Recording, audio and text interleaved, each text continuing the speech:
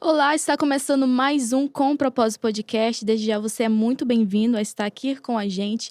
Quero te fazer o convite mais especial para você se inscrever no nosso canal, ativando as notificações e no decorrer desse podcast você está compartilhando e deixando o seu comentário. Se você quiser compartilhar o seu testemunho de vida, aquilo que Deus fez na sua vida, fique à vontade porque nós vamos ter o prazer de estar lendo, tá bom?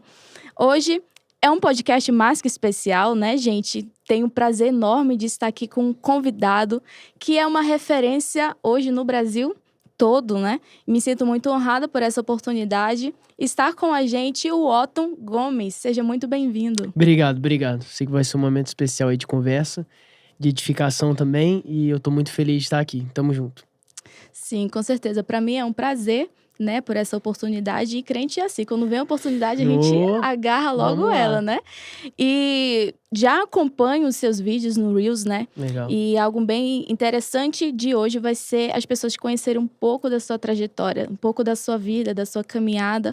Porque nas redes sociais a gente compartilha aquilo que é necessário, né? Aquilo que as Sim, pessoas têm um pouco o direito de saber, porque nós somos pessoas públicas, né? sim. Então, hoje você vai ter essa oportunidade, está tendo essa oportunidade de expressar quem é o Otton Gomes, né? Como foi a sua caminhada, se você veio de um lar cristão, fica à vontade. Tá bom. Começamos por onde? Você veio de um lar cristão? Na verdade, eu vim de um lar cristão, sim. Eu sou filho único, mas não um filho único que a galera acha que é o filho único, né? Porque a galera tem preconceito com filho único, e eu não sou esse filho único. E meu pai e minha mãe cristãos trabalham com missões, inclusive trabalham com missões, e eu tive essa influência desde o começo. Como eu disse, eu acho que é importantíssimo a gente ter essa influência, mas ela não é determinante. Chega no momento da sua vida que você decide o que você quer. Quando eu cheguei nesse momento, eu bebi da fonte que foi me dada, a fonte do conhecimento de Deus, né? Desde criança, da infância, meus avós também cristãos, minha família como um todo. E aí isso acabou sendo determinante para mim enquanto cristão, né? Permanecer nessa escolha e tomar a decisão de aceitar Jesus com 12 anos, já indo na igreja, mas a gente sabe que tem a ver com a consciência da pessoa. E com os mesmos 12 anos eu batizei e tô aí até hoje firme, graças a Deus. Glória a Deus. Eu vi que você prega muito, né? Lá, logo na sua bio tá lá, teólogo. Como foi esse princípio de tudo? Esse desejo, né? De pregar. Para ministrar, para levar a palavra de Deus. Eu comecei evangelizando nas ruas.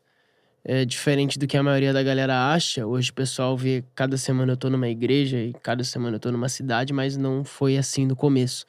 Eu comecei a pregar nas praças, nas ruas, nas rodoviárias, e aí depois que eu fui tendo chance dentro da igreja. Eu sempre tive essa sede de pregar o evangelho fora da igreja, entende? Mas a gente sabe que uma coisa leva a outra, então automaticamente eu comecei, isso com 17 anos, a pregar dentro das igrejas também. Então eu ficava nessa de evangelizar fora da igreja e volta e meia atender um convite para pregar dentro de uma igreja. E isso foi indo, e eu tomei gosto por aquilo, paixão por aquilo e permaneci, entendeu? Permaneci. Eu digo para as pessoas o seguinte: por mais que hoje, se eu não tivesse o alcance que eu tenho na internet, que a internet mudou a minha vida, eu teria opinado, eu teria escolhido por continuar pregando, mesmo que eu não tivesse tido esse alcance. Mas Deus foi gracioso comigo e tem me dado um público grande aí e que me admira e que me impulsiona a continuar pregando. Seria um erro perguntar quantos anos você tem? 22, 22 anos. Foi batizado, aceitou Jesus com 12 12 anos. 12 anos. e com 17 comecei a pregar. Começou a pregar. E me diz uma das experiências que você teve com Deus que marcou, assim, a sua vida. Eu acho que foi no final do ano de 2017, novembro de 2017, ou seja, eu iria começar a pregar ainda, correto? Eu iria começar a pregar ali naquele momento.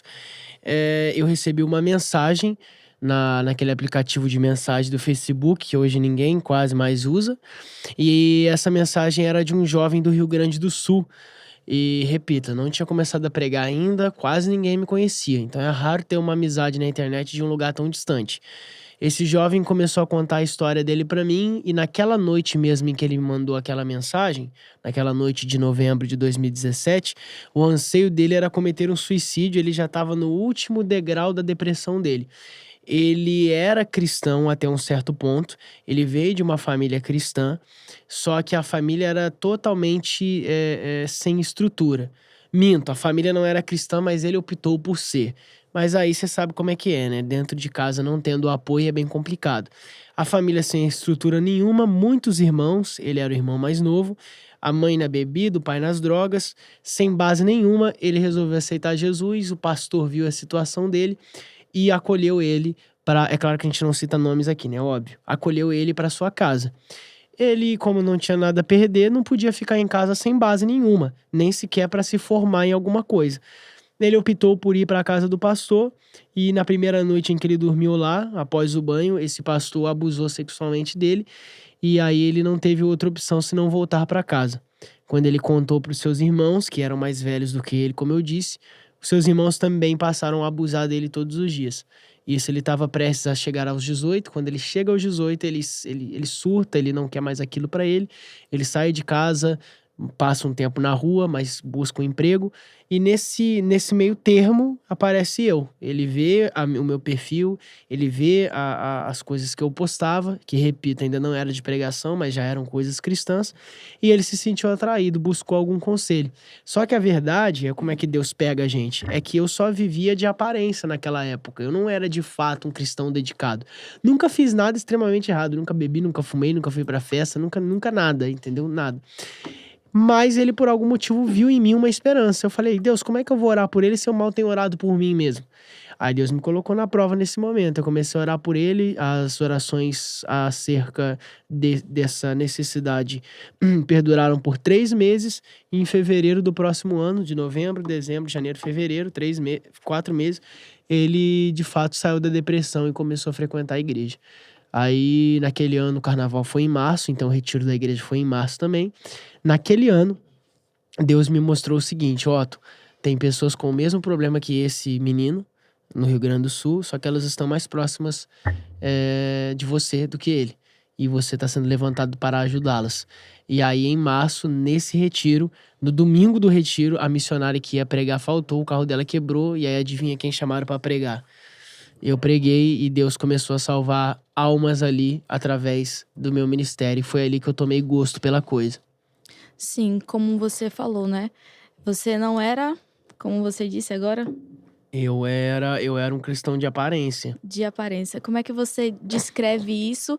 E depois que Deus fala com você que na sua vida tinha algo diferente, que através da sua vida você salvaria outras pessoas. Como foi esse primeiro contato, assim? É porque as pessoas estão confundindo muitas coisas. Elas acham que ser cristão é ter uma cultura e mostrar determinado tipo de cultura para o mundo ver. Pelo amor de Deus, hoje não é possível que só tenha isso lá em Resende, mas hoje você entra no seu WhatsApp aí, você vê o status da galera que você é amigo, dos seus contatos, você vê um louvor no status de quem você não esperava. E logo depois, em seguida, o cara tá num bar tomando uma cerveja, você tá entendendo o que eu tô falando? Então a gente precisa entender que quando a gente demonstra seguir uma determinada cultura, a gente carrega uma responsabilidade. E as pessoas vão ver, as pessoas vão visualizar aquilo. A minha geração precisa se conscientizar de que ela não carrega uma cultura, ela não carrega uma vibe, ela carrega uma bandeira, uma responsabilidade. Ser evangélico é uma responsabilidade.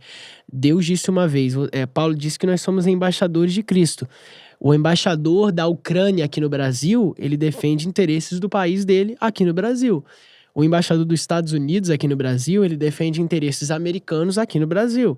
O mesmo funciona com todos os países. O Brasil tem embaixadas de vários países. Por que a gente não pega essa comparação para falar do reino de Deus? Se eu sou embaixador de Cristo aqui na Terra, eu tenho que defender os interesses do reino dele. Defender os interesses do reino dele sem ter que brigar com ninguém, fazer escândalo com ninguém e nem desrespeitar ninguém. O evangelho, quando ele chega ao ponto de ser chamado de intolerante, ele chegou ao ponto de ser chamado mentiroso. Porque o evangelho que se mostra intolerante, ele repele as pessoas, ele não atrai as pessoas. Então eu entendi naquele momento que eu estava muito preocupado em defender uma ideia que eu nem sequer vivia, hipocrisia, e pouco preocupado em atrair pessoas que precisavam entender o que era Cristo, quem era Cristo. Então as pessoas precisam parar de uma vez por todas a querer atacar com a Bíblia ou se defender com a Bíblia. As pessoas comparam a Bíblia tanto com uma espada que tem gente usando ela realmente para matar. Tá entendendo? As pessoas comparam a Bíblia tanto com uma espada que tá sendo usada para derramar sangue inocente. Então as pessoas precisam entender que a nossa cultura, Cristo, ele não é algo que a gente tem que usar para se defender, é algo que a gente tem que usar para atrair pessoas. A gente não ataca com a Bíblia, a gente acolhe com ela. E foi aí que eu tive essa percepção, exatamente nesse momento, que eu precisava sair dessa zona de conforto e começar de fato a ser um cristão de verdade que interfere na vida das pessoas.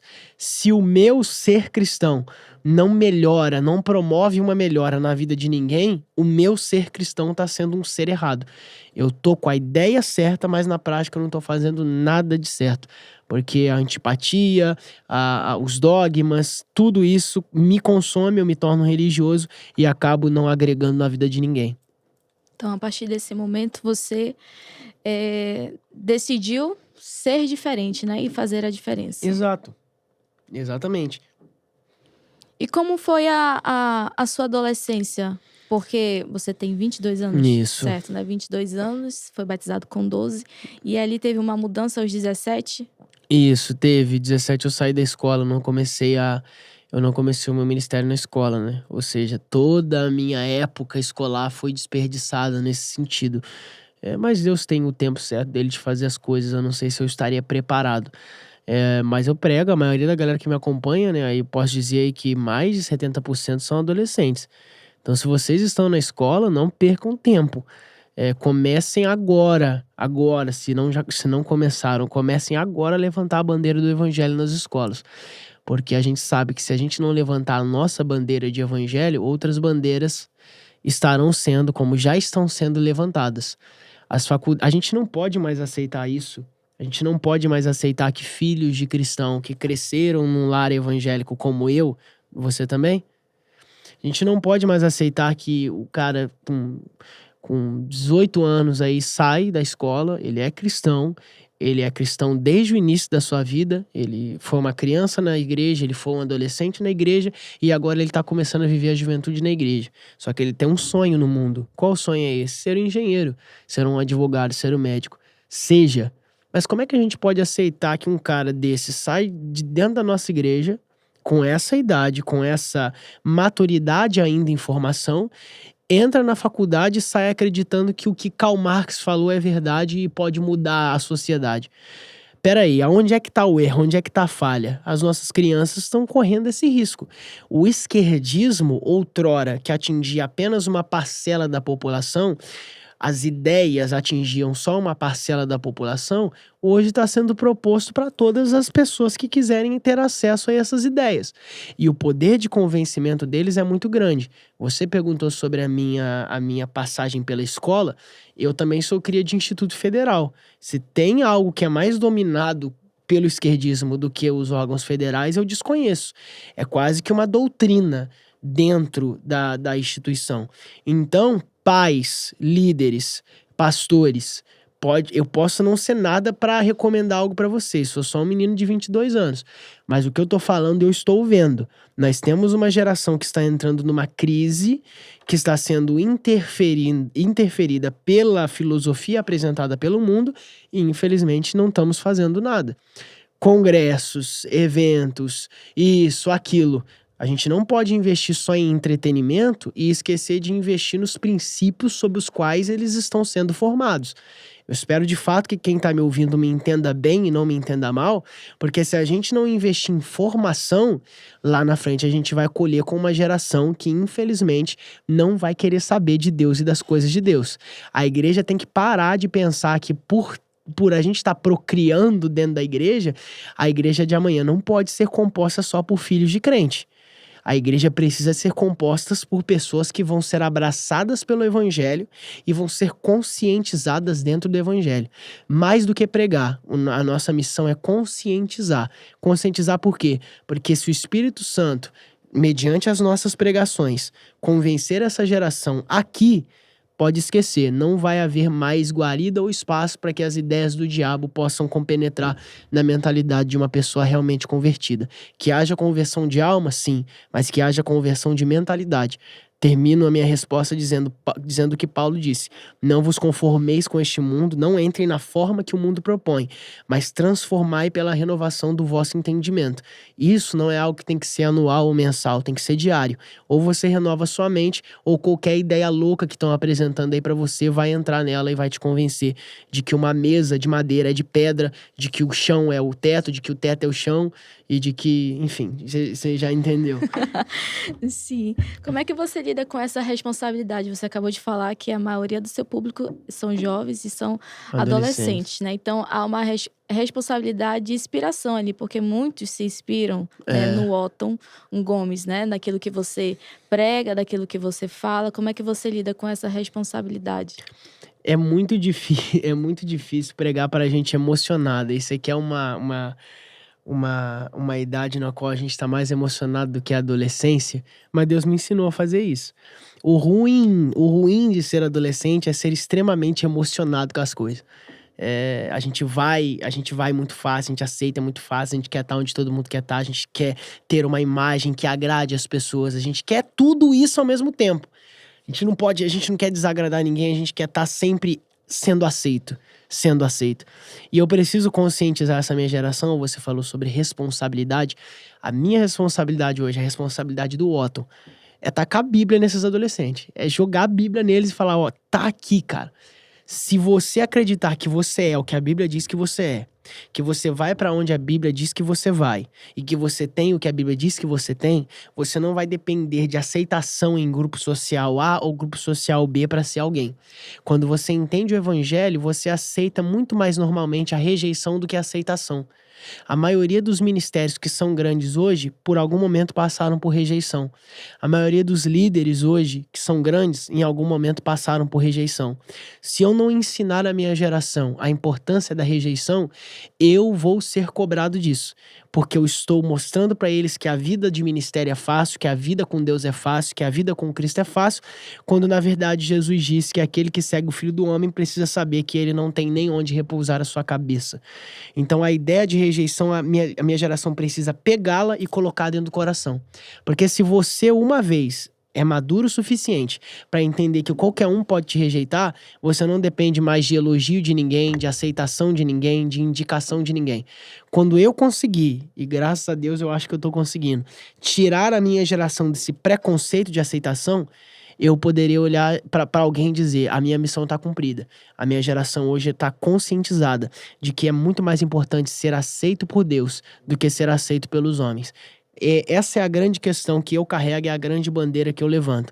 Você vai ser rejeitado muitas das vezes na sua casa, como Jesus foi. Você vai ser rejeitado no meio da sua família, você vai ser rejeitado no meio da sua parentela. Mas entenda que Deus, que já planejou e já traçou toda a sua história, Ele já colocou isso como um ponto, um divisor de águas, aonde você vai entender e vai subir de nível. Opa, eu fui rejeitado e acabei de descobrir que eu não dependia da aceitação. Porque mesmo com o não deles, eu continuo com o sim de Deus. Que incrível, até de Deus você ter falado isso, porque passando em algumas situações, né, da nossa vida ministerial, a gente quer muito ser aceito pelas pessoas que estão próximas, Oh, né? Principalmente quando a gente realiza um trabalho, né? Deus fez muito de repente, assim, na minha vida, né? Eu tenho 23 anos, já ia falar 22, tenho 23.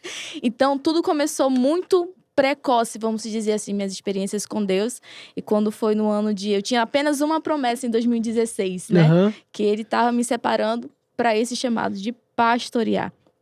E naquele momento, assim, eu disse, meu Deus, como eu participava apenas do grupo de louvor, só era ali na minha congregação, Foi um baque, entende? né? E passou, acho que em 2018, aí veio a promessa, veio o casamento, veio a aliança. Acho que Deus estava só preparando essa união Uau. para realizar tudo isso. E nisso a gente vai conhecendo, né? A gente vai conhecendo. Enquanto você é membro, você apenas está ali, você não tem entendimento de nada. Mas quando você começa a fazer parte daquela liderança, saber quem são pastores, saber quem são os líderes, às vezes você fica até impactada. Se, Sim. nossa, eu não imaginava que seria assim. Então, posso dizer por mim que nós estamos passando por esse momento que o qual você citou. E eu relatando, conversando com o nosso pastor, meu esposo, eu falei bem assim: olha, não desista, não é o tempo. Porque se você tem um não dos homens, se você não é aceito pelos homens, você tem um sim de Deus, e Deus já nos escolheu primeiro. Porque quando ele tem uma obra na nossa vida e isso concretiza, é o tempo que vai dizer se foi dele ou não, né? Exato. E às vezes as pessoas se auto-intitulam, né? E chega na frente de Deus, mostra se verdadeiramente era aquilo, era o verdadeiro chamado, né? Você falou a respeito de rejeição. Você passou por esse momento? Porque às vezes as pessoas olham hoje, né, números, né, e pensam até que hoje é muito fácil. Ah, tá aí, porque isso, porque aquilo. Mas não conhece o que você passou, o seu secreto com Deus. Compartilha um pouco com a gente como foi esse seu secreto com Deus, quando você entrava no seu quarto, o que você pedia, o que você almejava e o que Deus, a partir de então, começou a fazer na sua vida. A gente enfrenta rejeição porque, na verdade, ser jovem e querer fazer qualquer coisa quando se é jovem é desafiador demais, porque simplesmente existem pessoas mais velhas. E o costume ruim das pessoas mais velhas é achar que em tudo elas são mais capacitadas do que a gente. Uma coisa é ter experiência. De fato, eles têm muito mais do que eu. Mas há um tempo. Tem aquele jogo do passar bastão, né? O bastão foi passado pra mim. Então eu costumo enfrentar muito esse tipo de rejeição, muito. Mas aprendi a entender isso da maneira positiva. Então aquilo que não nos mata, nos fortalece. Então a rejeição é exatamente esse tipo de coisa, que não te mata, mas que te fortalece. Ou seja, entendi a questão da rejeição. Aprendi a passar por ela. Beleza, você sobe de nível na hora. Não acho que é necessário rejeição, tô passando porque não tô fazendo algo certo. Se você ficar com essa neura, você não avança. Tem gente que acha que é rejeitado porque não faz as coisas certas. Poxa, será que realmente você não tá fazendo a coisa certa ou será que já não era plano de Deus você ser rejeitado? Nem toda rejeição é causada porque você tá fazendo algo errado. Às vezes é porque você tá fazendo algo tão certo, tão legal e tá chegando num nível tão alto que as pessoas não estão gostando e não estão achando legal e estão te combatendo através da rejeição, estão te rejeitando. Então eu passo muito por isso. E sobre o meu secreto com Deus, a questão minha é a seguinte, eu não sei se você se encaixa nisso, mas quando a gente fala de secreto com Deus, qual é o grande centro disso? Oração. Eu sou o tipo de pessoa que não consegue orar por mais de 5 minutos seguidos, mas eu oro várias vezes ao dia. Lembrei que eu tenho que orar, ora agora. Nossa, mas você tá comendo, você tá fazendo... Mas eu tô ali em pensamento, entendeu? Eu sou esse tipo de pessoa. E assim eu aprendi a preservar o meu secreto com Deus. O meu secreto com Deus é preservado através de várias orações ao longo do dia. Ainda mais em dia que eu ministro também, eu oro bastante. E a minha geração precisa entender demais isso. Não ache que você é capacitado para subir nos púlpitos se você não tem momento de oração com Deus no secreto. É importante demais você estar resguardado porque a oração é a vitamina e o combustível do cristão. Entende? Então, meu primeiro secreto com Deus é a questão da oração e o segundo é o estudo da palavra. Eu escrevo aí de cerca de 2 pregações por mês eu escrevo. Eu não tenho vergonha nenhuma de dizer que eu repito pregação, porque nunca sai igual. E vou estudando as ministrações, né? Como eu disse pra você, eu tenho a formação em teologia há 3 anos. Isso me agregou e me ajudou demais. Eu gosto de ler outras histórias também para agregar contexto histórico. E assim eu vou mantendo aí o modo como eu vou regendo o meu ministério. Glória a Deus. Conta pra gente como foi essa virada de chave no seu ministério. Eu tô em Manaus desde sexta-feira passada, e eu falei, agora eu não lembro pra quem, e o que eu vou falar eu vou repetir pra você, eu não tenho medo nenhum de falar isso, independente de quantas pessoas vão ver ou compartilhar, é porque a gente tem que falar a verdade. O Otton Gomes, o pregador, nada contra quem passou por isso, mas eu não passei. O Otton Gomes, pregador, não teve ninguém num primeiro momento, e quando eu falo ninguém, eu falo de liderança. Eu falo de pessoas que estavam acima de mim que podiam me abençoar, correto? Não teve ninguém que apareceu. Você prega bem demais, eu vou te levar pra pregar lá na nossa sede, lá no eventaço, lá no congresso gigante lá, de primeira. Não. A gente sabe que tem eventos no Brasil, eventos ao qual Deus me permitiu ir depois pra ministrar, Casa do Leira, Vigília, e outros eventos que a gente sabe que é um divisor de águas para quem vai ali. Pô, se eu pregar ali já era, se eu cantar ali já era, vai estourar. Vai estourar mesmo, é verdade, vai, porque é um palco. Cadevre, outros palcos, são palcos que a gente tem, são púlpitos que a gente tem. E ninguém nunca me indicou para esses lugares, me colocou ali, entendeu? O que Deus usou então para honrar o meu ministério, para eu ter alcançado o que eu tô alcançando? Internet. Foi a internet, claro, Deus sempre. Qual instrumento que ele usou? Um pastor, uma pessoa, não. Ele usou a internet para me abençoar. Começou na internet o Bruno me chamou para Manaus por causa dos vídeos. Entendeu? De cada 10 lugares que eu vou, 15, eu prego de 10 a 15 vezes por mês. De cada 15 lugares que eu vou, eu te afirmo que 10 desses lugares é porque alguém viu um vídeo meu na internet. Você entende como é que é poderosa a questão? Então, Otto, mas que ingratidão é essa? Não, eu não tô falando que meus pastores não me ajudaram.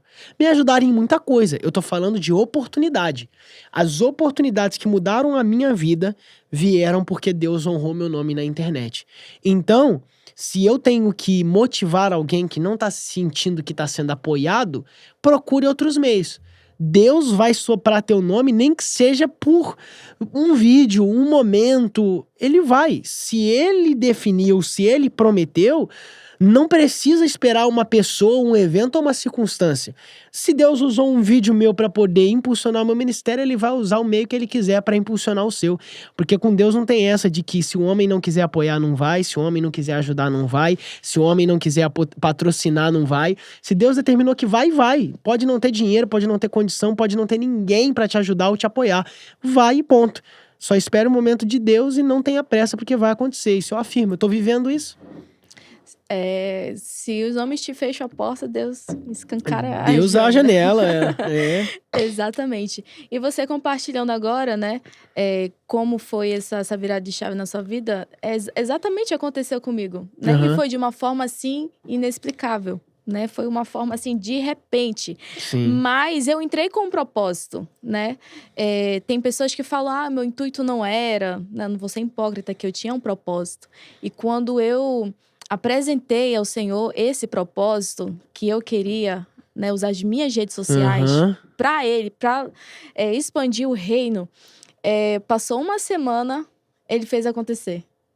E isso de tentativas de quase um ano, querendo ser mais. Eu não estava no propósito ao qual Ele queria. Então, Ele usa as circunstâncias e nos leva pra gente estar no centro da vontade dEle. Não, é dessa forma que eu quero fazer. E hoje é muito... A internet, né, a gente alcança várias pessoas. Exato. E como foi... E a sua família? Sua família são os pastores? Então, eles trabalham em comissões na igreja, mas não são pastores. Eles nunca quiseram essa questão de ter um cargo, mas sempre ajudaram. Igual eu mesmo, eu sempre ajudei desde que eu me conheço por gente, que eu era da congregação menorzinha lá do bairro, hoje eu sou da sede. Sempre procurei fazer de tudo. Depois o título, o cargo, né, que a gente fala, veio automaticamente. Hoje eles estão sim nessa pegada, não tanto por causa da minha avó e do meu tio, né, que são dependentes deles. E aí eles não têm tanto tempo para se dedicar. Mas me fizeram, né? Então, de alguma forma, eles colaboraram muito pro meu crescimento, porque também me construíram, me ajudaram na construção do meu caráter na igreja. Ser filho de crente hoje não significa nada, a gente tem cada filho de crente abençoado, mas eles fizeram o papel deles, se dedicaram e me formaram no bom caminho. Sim, cheguei a ver alguns dos seus Reels, né, dos seus vídeos, e algumas pregações você fala muito sobre relacionamento em alguns, amizade, né? Fala um pouco pra gente, porque você citou agora há pouco, né, que a grande parte são adolescentes, jovens, emocionados, né? E nós sabemos hoje em dia que tem muito jovem que troca Deus por um relacionamento, né? Troca o não de Deus por um sim, por um momento. Sim. Né? Qual o conselho que você dá? Você já vivenciou, você já passou por essa experiência? Já. O que eu falo pras pessoas é o seguinte: parem com o clichê chato pra caramba, que nem escrito na Bíblia tá, nem sei de onde tiraram, devem ter tirado de algum adesivo de carro, de algum pano de cozinha, que é o seguinte: eu vou buscar pessoas que me aproximam de Deus, ou vou buscar um relacionamento que me aproxima de Deus, ou eu vou buscar qualquer coisa que me aproxime de Deus. Não, você tem que buscar Deus. E aí o que tiver, o que for da parte de Deus, vai te alcançar naturalmente. É óbvio que você não tem que ficar também na vitrine, com o nariz empinado, achando que, nossa, eu sou a última bolacha do pacote, eu sou isso, eu sou aquilo, que também não vai acontecer nada.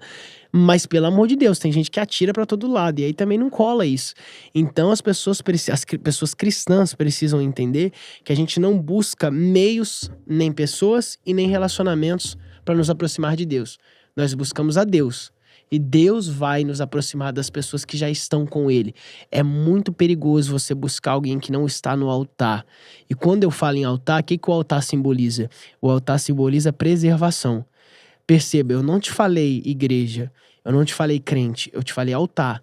Porque igreja e crente é um espaço e uma cultura. É um espaço e um título. Igreja, espaço, crente, título.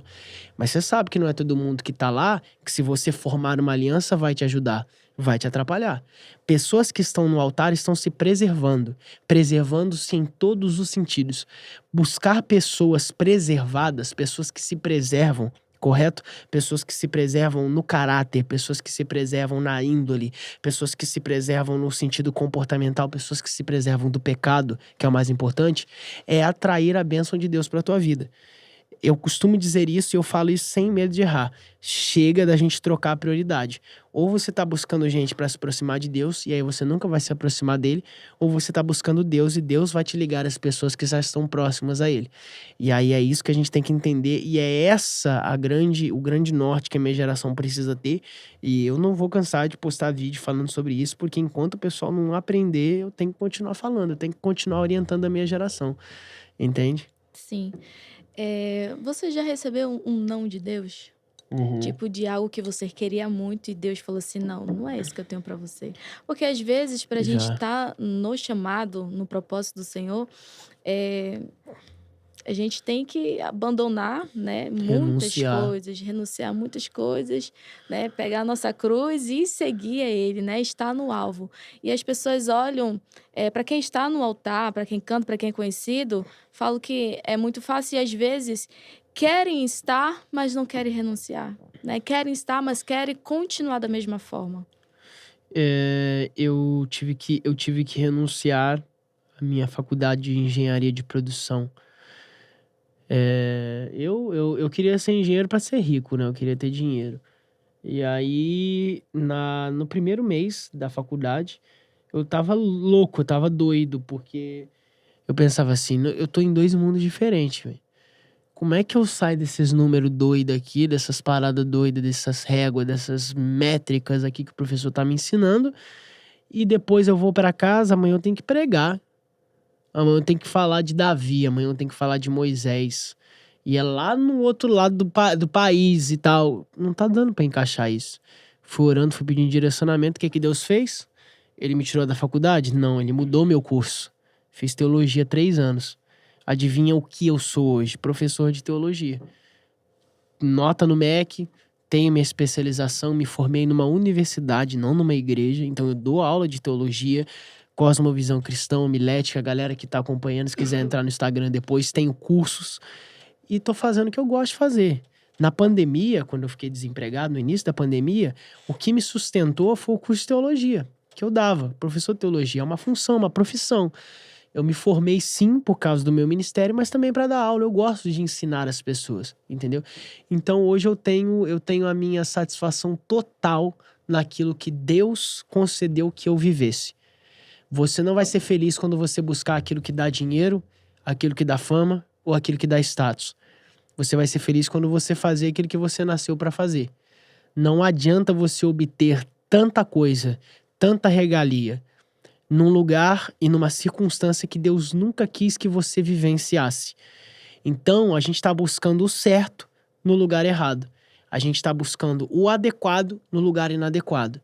Quando a gente perceber que não se trata daquilo que a gente ganha, mas de onde estamos, a gente vai virar a chave das nossas vidas. Opa, eu tô ganhando aqui, mas por que será que eu não tô feliz? eu tô ganhando aqui. Mas por que será que a minha mente ainda tá tão conturbada? Eu tô ganhando tudo que eu poderia aqui. Mas por que será que eu não encontro paz na minha alma? É porque você não está no plano que Deus definiu. E aí você pode conquistar o mundo inteiro. Você continua perdendo a sua alma, como a Bíblia diz. Não vai adiantar de nada o homem ganhar o mundo inteiro e perder a sua própria alma. Tem que recalcular o caminho, né? Não Reajustar a sair. rota. Exatamente. Descreve pra gente esse momento a qual você vive, de tudo que Deus fez na sua vida, pro Otton de acho que uns 5, 3 anos atrás. Olha, pergunta boa. O Otto de 5 anos atrás, primeiro, jamais diria pro Otto do futuro viver só do ministério. Tinha um preconceito danado. Não, porque isso, porque aquilo. Porque a grande verdade, eu não sei em qual situação você tá hoje, a galera que tá ouvindo a gente, mas chega um momento na sua vida que o ministério, quando ele tá dando certo, quando Deus tá soprando o seu nome, você pode tentar, você não consegue se desgarrar mais do altar, você não consegue mais viver outra coisa. O Otto tinha planos, o Otto se formou em inglês, em curso técnico federal, em curso superior. Queria outra coisa pra minha vida, queria outros nortes pra minha vida. Viver do ministério, não, eu vou continuar pregando aqui na minha cidade mesmo. Final de semana sim, final de semana não. Agora, toda semana tá no aeroporto nessa correria danada, como é que eu vou sonhar na minha terra? Como é que eu vou ter as minhas coisas ali? Aí eu fui aprendendo que ao mesmo tempo que Deus levanta, Deus cuida. Ao mesmo tempo que Deus, ele te entrega uma coisa, te entrega um sonho, ele também vai te capacitando para vivenciar ele. Deus jamais vai entregar para você uma coisa que ele sabe que você não é capaz de lidar. Então, hoje o Otto, apesar de ser novo, já sabe o que quer. Continuar pregando, porque é só no altar que eu me sinto realizado. Então, o Otto de 5 anos atrás era um Otto totalmente voltado à ideia de só ganhar dinheiro, só crescer, só crescer, só crescer. E hoje o Otto tem uma paixão, hoje o Otto tem um objetivo, uma meta. Pregar até que Jesus venha, ou até que Deus me recolha, e continuar anunciando que Ele é bom, que Ele cura, que Ele salva. E motivar pessoas que façam isso também. Porque tem muitos adolescentes hoje com tantos sonhos no mundo e com tanto poucos sonhos na igreja. Tantos almejos, tantas coisas que querem alcançar fora do reino de Deus e tão poucas coisas que querem alcançar dentro. Mas viva os sonhos também de Deus, que eu tenho certeza que você não vai se arrepender. Até porque ele mesmo diz, né? Que o que ele tem pra gente vai além, né? Mas Mais sempre amplo. além, sempre nos surpreendendo. Bom, Isso. Otton, eu quero te agradecer, né, por essa oportunidade. Isso aqui não estava nem nos meus melhores sonhos, né? Que Mas isso. Deus é um Deus de oportunidade. É. Por você ter aceitado o nosso convite de estar aqui no Com Propósito Podcast, né? Amém. E as pessoas que estão nos assistindo, eu creio que vão ser muito edificadas, né? Porque o propósito do Em nome de podcast Jesus. é trazer aqui convidados que falam, né? Testemunham aquilo que Deus fez na vida deles. Porque às vezes a gente está num sofá, olhando em volta e acha que não tem solução. Acho que Deus se esqueceu, né? Mas Deus, ele sempre tem o poder de transformar, de mudar a vida. Ele não está preocupado com o seu passado, o que você fez, deixou de fazer. Ele quer saber o hoje, o agora, né? Exato. A sua atitude. Então, me sinto honrada, te agradeço Honra minha. novamente, né? E eu creio que esse podcast vai ser incrível, está sendo incrível.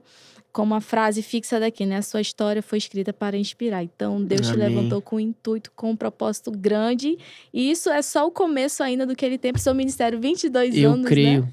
Eu creio. Se você quiser deixar os seus agradecimentos, fica à vontade. Agradeço demais a oportunidade, o tempo concedido.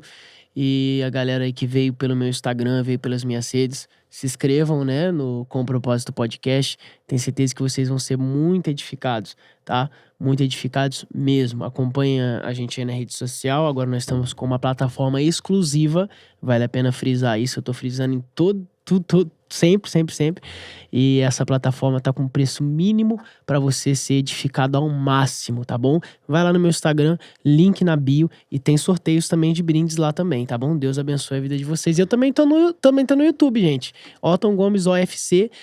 O YouTube tem conteúdos maiores, porque as pregações são inteiras, nem todo mundo tem paciência de ver. Mas você que tá limpando a casa, você que tá fazendo alguma coisa, deixa a pregação alta aí. Tem mais de 100 horas de conteúdo lá, pregações de 1 hora nas igrejas que eu visito. Você vai ser muito edificado. Glória a Deus. Então, todas as informações vão estar aqui na descrição, o YouTube, essa plataforma, né? O Instagram também do Otton. Quero te agradecer por você ter ficado aqui com a gente. Gente, compartilha muito esse link, chama a família para assistir, né? Porque tudo que o Otton falou aqui, compartilhou com a gente, pode edificar a sua vida demais. Se inscreve no canal, deixa o seu like. Toda segunda-feira às 18 horas tem o nosso Com Propósito Podcast, e agradecer o espaço aqui 100 por 1 que está apoiando esse projeto, esse propósito do coração de Deus. Beijo, até a próxima.